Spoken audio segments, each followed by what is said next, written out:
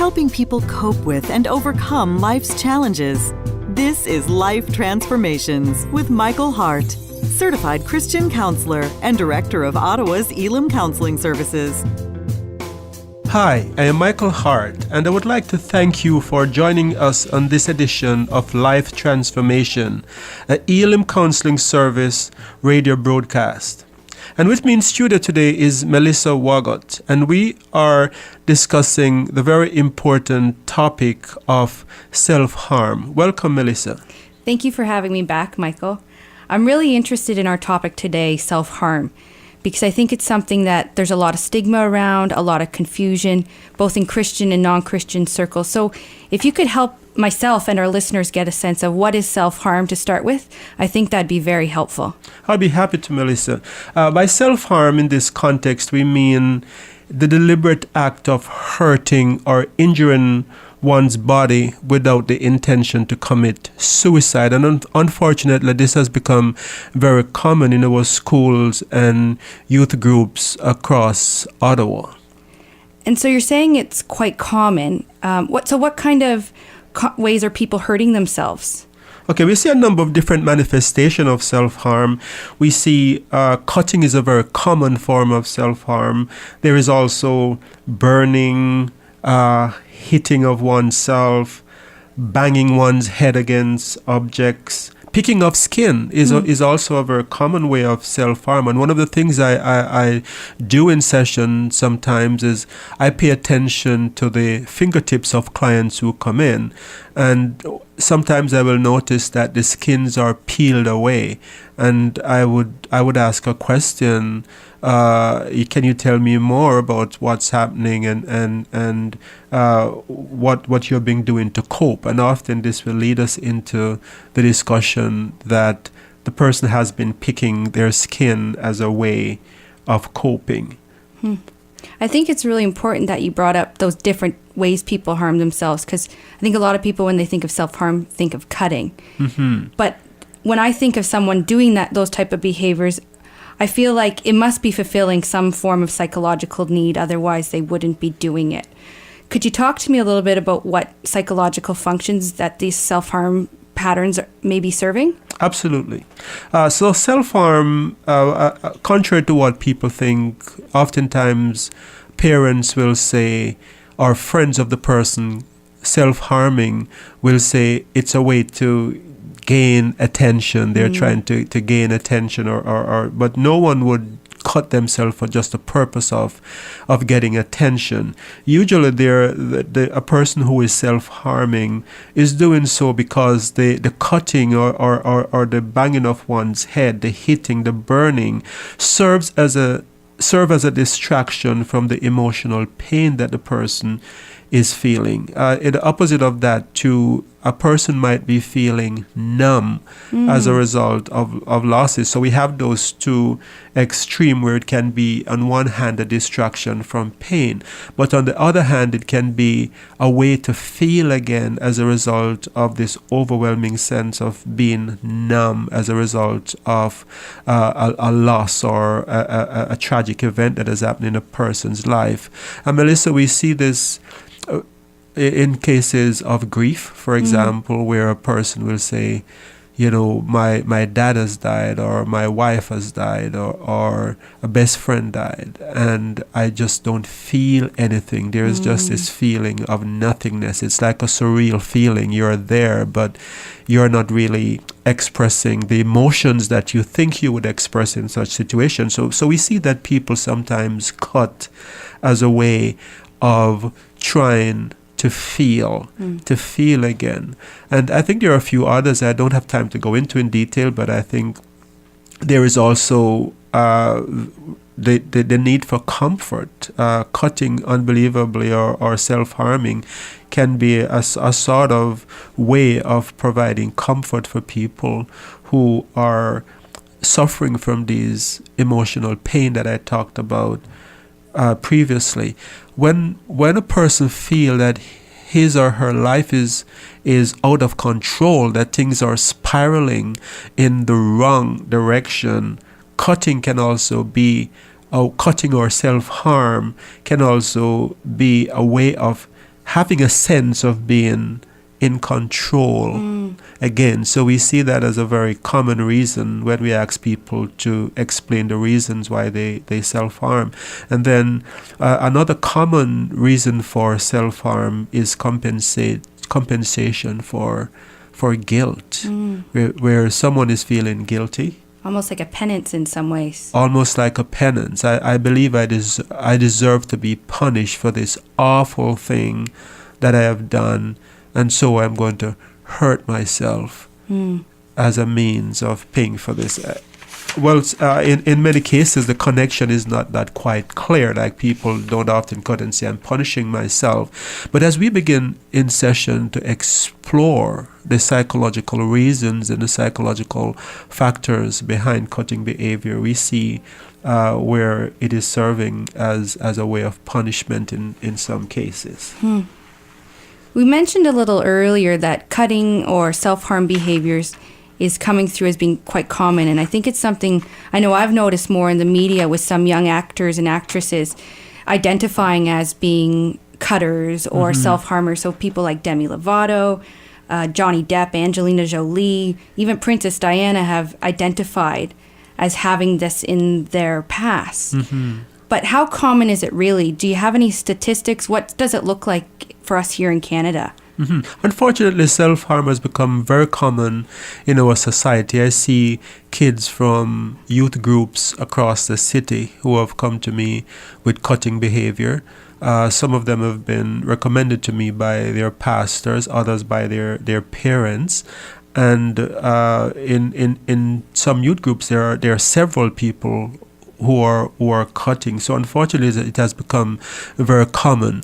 Melissa, you also asked me about statistics and what sort of statistics are there where self-harm is concerned.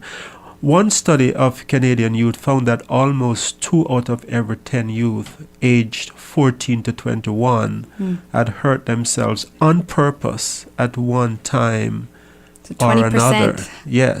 Yes, and that's quite alarming when you think about it. And it's important to think about the age group as well, 14 to 21, because the older segments of society, that segment is often not aware of how common self-harm is. I am alarmed when my son, who is in grade 9, will come to me and he will say, Dad, at school today there was a group that was talking about self-harm and were showing their wounds as almost as if they're proud of it. I am cutting and you are cutting too, and it's almost like a fad, so to speak. And so with that, do you find those, if you have friends that are cutting different things, is that making the problem worse, or is it maybe that just feeling a community that I'm not alone in this? I guess that might be part of it, this sense of, we're doing this together. It's sort of like, if you think of it as a way of coping, drugs are also a way of coping. When kids do alcohol or they do marijuana, it's a way of coping with psychological issues that they're uncomfortable with. But they also form a bond. They will go and they will smoke together, or they will do alcohol together. So unfortunately, what we find in our society today is that people are socializing and talking about their cutting behavior, and it has become, unfortunately, very common in schools and youth group, as I have said before. One more thing that I'd like to say about this before moving on is that statistics also show that it tends to be more common among female. Okay. And so are there certain types of categories of kids or kids that have experienced certain things that may be at higher risk for self-harm, just so maybe we can be more aware to watch out for those types of behaviors in those kids? That's a very good question. And I think for those of us who are in leadership, such as youth groups or Sunday school classes, we can begin to maybe pay attention to what's going on around us to see if we can identify and help kids. When I talk about these different categories of kids that are at high risk, I'm not saying that every single kid who is in this category is self-harming, but it can be a good thing to begin to say, well, this child is going through A, B, or C, so therefore I should pay special attention and give support and love and care to that child to be proactive in preventing that. I think I've got a sort of roundabout way of answering your questions, but let me get to your question here. So the categories of kids would be kids who are sexually abused, for example. If a child has come out and talked about being sexually abused, that could be a category that may also be cutting. Then children who have suffered trauma, whether it be the loss of a parent, the loss of a best friend, or any significant loss, trauma as a result of surviving an accident, for example, can be at risk for cutting. And we see also a very high number of children from broken families who are cutting. So children whose parents have divorced or parents have separated. And the other category that's very common is kids who might have other mental health challenges, that we find that there's also a high number, a percentage of those categories of kids who cut as well, or who self-harm as well, I should say. So as you said, those kids may not actually be doing it, but they're just more at risk. So you also mentioned you're a parent, and I'm a parent as well. And I can only imagine as a parent seeing your child having self-harmed themselves and how scary that first interaction may be. What advice would you give to a parent or a loved one who discovered that the child or someone they love is self-harming, and maybe they're worried about their child becoming suicidal? What kind of advice would you give to them? Well, just to touch on what you said earlier about it being scary for kids, or just for parents to discover this, I just like to touch on that a bit, because sometimes the first time a parent become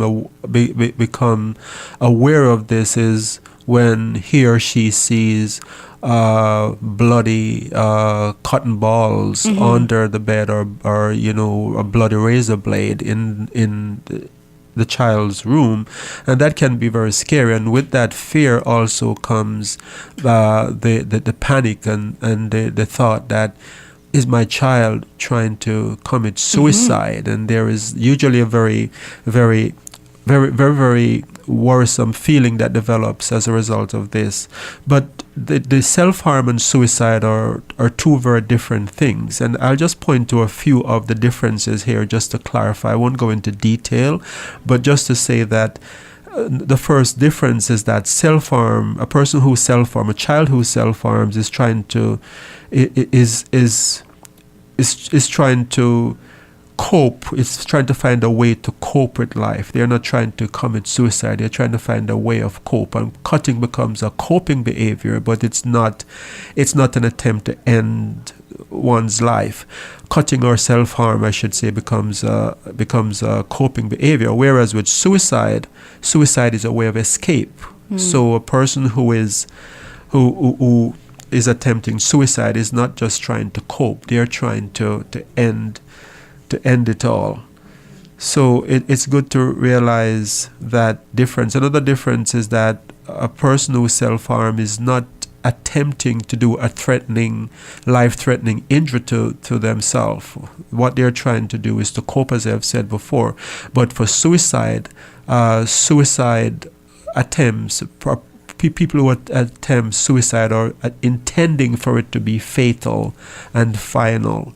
So it's important for parents to realize those distinctions and to be maybe able to say, yes, this is something that has to be dealt with.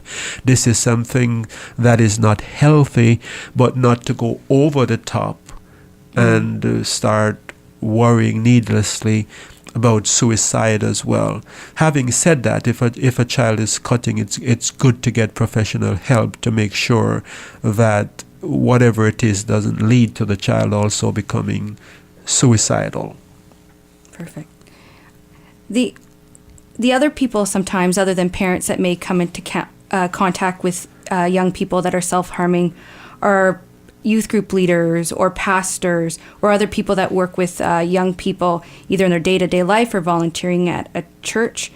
Are there practical steps that you could give to those individuals that they should take if they do discover that a child that they're working with is self-harming? Okay. So yes, there are a number of practical steps that I think should be taken by people who are in these positions. You talk about youth group leaders and so forth. So if this is discovered, it's important that the parent or the youth group leader does not oversimplify the situation. There's a tendency to minimize what the child is going through and say, you should just stop what you're doing. Just stop cutting. Yeah. Just don't do it anymore. Just don't do it anymore. And it's never that easy, right? As I said before earlier, that there are psychological reasons why this is happening. And before I go into the other, some of the practical things that youth group leaders and parents should pay attention to or shouldn't do, then let me just welcome those of you who might be just joining us to say that you are listening to Life Transformations, and I am your host, Michael Hart, and with me in studio today is Melissa Wagot, and we're discussing this issue of self-harm among teenagers and young adults. And so far we have talked about the fact that sadly enough this has become very common in our schools and youth groups, and we have also looked at certain categories of kids that are at higher risk. We talk about kids who have been sexually abused or suffered trauma, who are from broken families, or kids who are suffering from mental illnesses. We have also looked at statistics that shows that 2 out of 10 within our Canadian society is suffering from self-harm. So let me continue with your question, Melissa. You had asked about what are some of the things, if I remember well, that can be done, and I talk about don't oversimplify the situation. However, be very supportive and caring with that child, because the cutting is a sign that the child is experiencing, or the child is experiencing an emotional upheaval, emotional pain, and the cutting or the self-harm is a way of escaping that emotional pain or finding comfort from that emotional pain. One other thing that I would strongly suggest is for parents and youth group leaders to have patience. Where these children are concerned, because it's likely to be a process that can take months or even years before they're actually over the habit. So if someone is cutting, don't oversimplify it. Don't say stop, just stop. Be caring, but also be patient, because it will take time before the child is able to overcome the self-harm behavior. And instead of focusing on the self-harm, one of the mistakes, Melissa, that I find that people in leadership make is that they become focused on the cutting or the self-harm behavior instead of realizing that it is part of a bigger problem. Yes, it's a sign they're trying to cope. It may be ineffective, right? But something's driving that behavior. Exactly. Something is driving that behavior. So one of the best things we could do in situations where self-harmers come to our attention is to begin to find out what are the other problem areas in this child's life. Are they being bullied at school? Right? Are there things going on that you are not aware of as a parent or a youth group leaders? And by looking into some of these things, there's oftentimes plans and strategies that can be put in place to help to alleviate those stress. And interestingly, we find that as the life stressors are dealt with, then the cutting behavior subsides.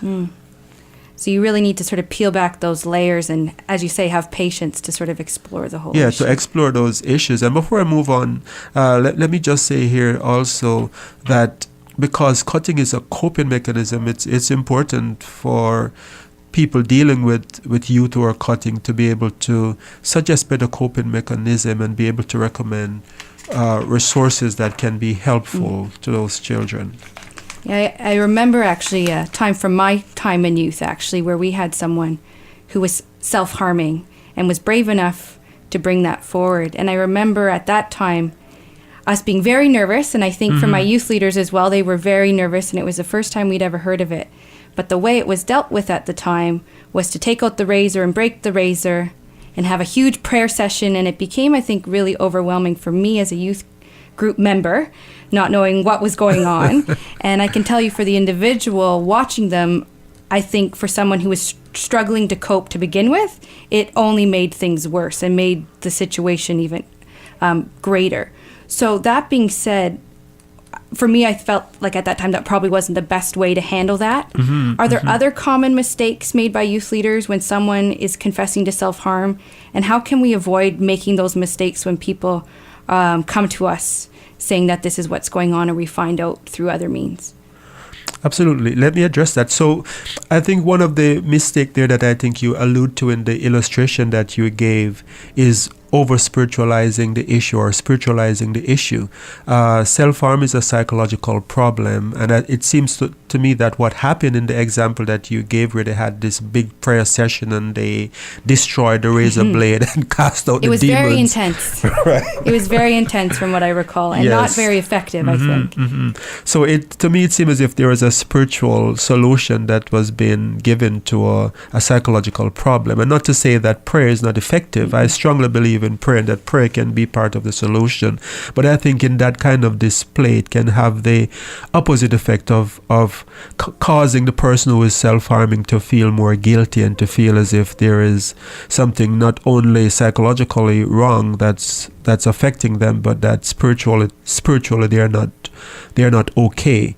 So spiritualizing the issue has a very counterproductive effect, and it's important not to tell children who are self-harming that, if you should just read your Bible more, read your Bible more, and whatever it is you're suffering from will go away. Or if you would just pray more, it would go away. And as I said before, it's not that these things can't be part of the solution, but I think that spiritualizing the issue alone doesn't work. It's important to look at the other factors, the underlying problems, and to deal with those problems instead of spiritualizing it. I think too, there is also the tendency for youth group leaders to be judging and to make an assumption that there is something spiritual wrong, and that somehow this is at the root of the behavior. Another mistake that is commonly made is where there are Old Testament scriptures that are taken out of context and do you have examples of that? Are quoted. One example that I can think of is a scripture in Leviticus 19 verse 28 that says, "You shall not make any cuttings in your flesh for the dead, nor print any marks upon you." So we could also go into tattoos there, right? Some people use that to talk about tattoos. For another show. Yeah, for another show, right? But it's important to understand that this scripture in Leviticus is not talking about cutting the way kids cut today. It's talking about cutting and prints on the flesh that were part of our religious ritual. And so by talking about this, it's just another way of pouring guilt. Using scriptures out of context just promotes guilt and doesn't lead to a solution to the problem. So I think you've given some really good advice to youth group leaders and parents that maybe on how we can react when we find out someone we love or someone we're working with closely is self-harming. Would you be able to tell me a little bit more about possible coping mechanisms that we can maybe advise the person who's self-harming that they can incorporate into their lives to kind of help cope in a more effective way than going through with the self-harm behavior? Okay, so coping mechanisms are very, very important, and because, as I said before, that the cutting is a way of coping. So what you want to do in helping kids is to promote other healthier ways of coping. And one very healthy ways of coping with problems and challenges in life is by journaling. And if we think about it, many of the Psalms that are written, if you read Psalm 55, for example, where David talks about the betrayal of a friend, by pouring out his emotions and the way that he feels, in that, by writing that Psalm, it was also a way of David coping with the challenges that he was having. So journal writing, prayer is also a very, very effective way of coping, but written prayers, I believe, can be even more effective than than just saying a prayer. For people who are self-harming, part of the exercise could be have them write out a prayer and, review the prayer with them the next time, because prayers can give you great insight into what the concerns and the problems are.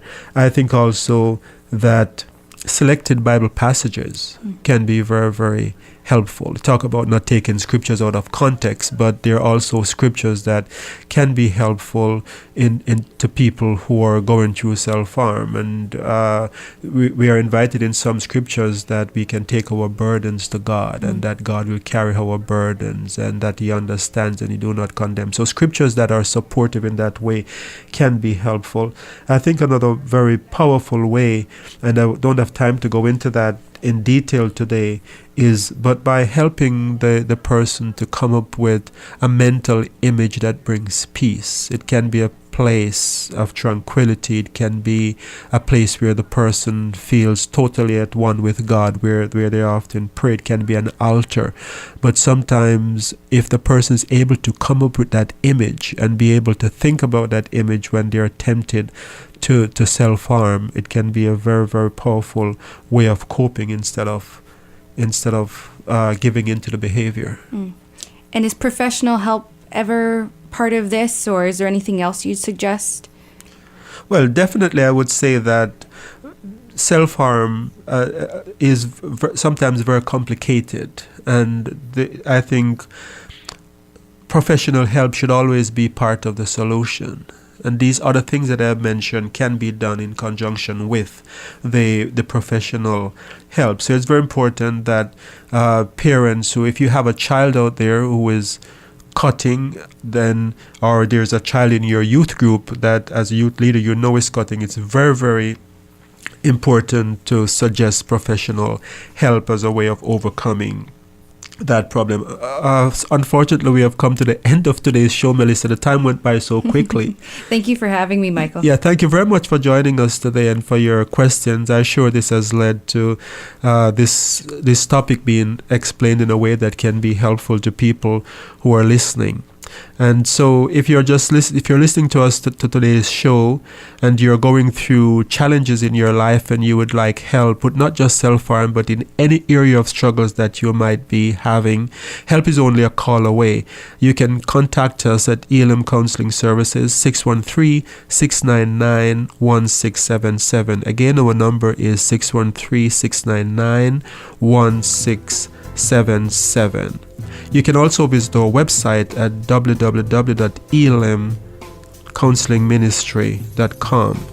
If you have a question or a topic you would like to have discussed, please do not hesitate to call us. Thank you very much for listening to this edition of Life Transformation and Elim Counselling Service Radio Show. Until next time, this is your host, Michael Hart, praying that God would grant you happiness in all your relationships and keep you sound in mind and pure in heart. God bless you, and thank you for listening.